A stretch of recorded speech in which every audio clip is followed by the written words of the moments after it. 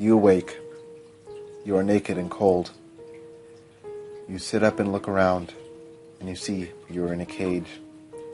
Steel bars grow from the smooth cement of the floor and end in a roof of steel bars about 3 feet over your head where you stand. The floor of your cage has a drain in the center with sickly yellow stains running down into it. From the ceiling of your cage hangs a single bare light bulb, throwing a pathetic light down onto you. For a few minutes, you sit there quietly in the flickering light, trying to know how you got here. You can hear heavy breathing, animal breathing, coming from the dark surrounding your cage. After a few minutes, it subsides. You peer out in the dark, but your light bulb illuminates only a small pouch around the cage, and past that is sheer darkness. You see a bucket in the corner, and as you crawl over to it, you see there is water in it. You reach out to touch the water, when suddenly a face slams into the bars of the cage beside you. It is the face of a chimp. It is screaming at you with primal fury, its mouth stretching so wide that the corner of its mouth are tearing. Its canines are long and yellow and razor sharp. Its eyes look like they have been stabbed again and again, and blood flows from them down the chimp's face. Yet, the eyes still focus on you. You recoil and cry out, pulling yourself into the center of the cage. It lunges for you, and its filthy, overgrown fingernails scrape your forearm, which starts to bleed lightly. In the center of your cage, the chimp is unable to reach you by about 8 inches. It beats its arms against the cage for 5, 10, then 15 minutes, all the while screaming in that animalistic way. It beats his arms against the bars so hard that you can hear bone cracking. It beats and beats at your cage until his arms lose their shape because the bones are broken in so many places.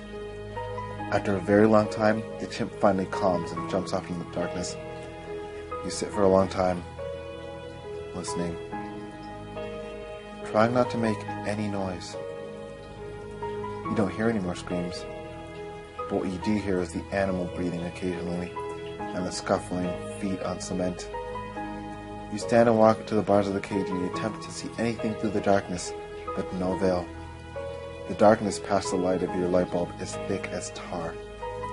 But as you look out, the chimp attacks your cage again, and you fall back to the center of the cage. But this time, the chimp is not alone. About 50 other chimps are with him. They all come at the cage from all sides, all grasping for you, none able to reach you in the center, but you unable to move away from the center in fear of being grabbed.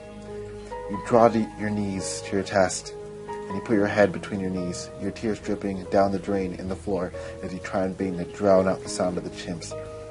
They beat and beat at your cage with their arms, breaking their own bones in a frenzy to get at you. In fear, you piss on the floor of the cage like an animal.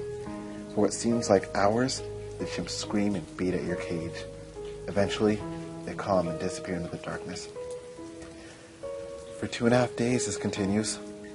Anytime you try to sleep, get at the bucket of water, or go near the edge of your cage, the group of chimps return and attack your cage. You are desperate with hunger, thirst, and exhaustion. Fragments of teeth litter on the floor because the chimps have been biting the bars of your cage with such pressure that their teeth have groaned and broken under the pressure. Your cage reeks of fear and human waste. The chimps are looking progressively more horrific as their teeth and bones break. Their flesh appears to be rotting off them, and their fur comes out in clumps. Finally, in desperation, you lunge for that bucket of water. The chimp runs at you, and you are too slow in pulling on the bucket of water away from the center. They grab your arms, and you try to scrabble away, but they pull you to the edge of the cage and rip into your flesh. You cry out in agony as the chimps tear away hunks of your flesh. You can smell the scent of your blood gushing along the floor, running down the drain.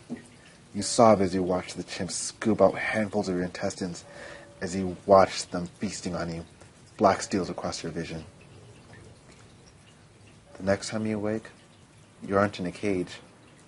You feel strange.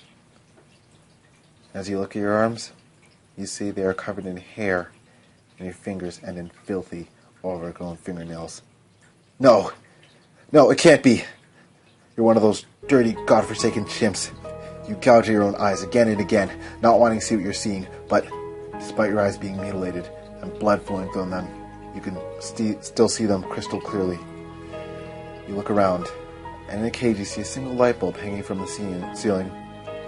A slim youth is inside, and suddenly you know it's his fault you are like this. You feel rage build up inside you. And as the boy reaches out to touch the bucket of water, you run at him, screaming. He recoils at the center of his cage, and you grasp him through the bars. He looks at you in terror. His face is tear-soaked. You want him to die. You want him to die right now. It's his fault.